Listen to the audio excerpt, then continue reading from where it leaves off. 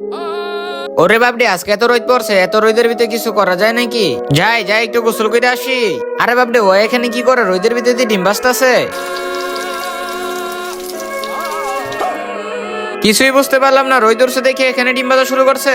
আরে এখানে আবার কি শুরু করছে? ওরা দিয়ে ভুট্টা ভাজা শুরু করে দিছে। আরে বাপডি, আমি তো কিছুই বুঝতে পারতাছি না, এত রোদ উঠছে দেখে ওদেরকে রাস্তার ভিতরে আনতে হবে।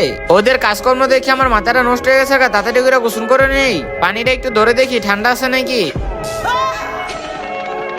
আরে দৌড়াইতে দৌড়াইতে কোথা থেকে আসলি? আমি গোসল করতে গেছিলাম, কিন্তু রোদের কারণে পানিটা এতই গরম হয়েছে আমার হাত পুড়ে গেছে। আরে ভাই, তুই চিন্তা করিস না, তুই চল আমার সাথে। তার আগে আল্লাহকে মন থেকে ভালোবাসলে ভিডিওতে লাইক করে চ্যানেলকে সাবস্ক্রাইব করে দাও। আর তুমি যদি লাইক সাবস্ক্রাইব যদি না করো তাহলে মনে করো তুমি আল্লাহকে ভালোই বাসো না। কমেন্টে লিখে যাও আই লাভ আল্লাহ।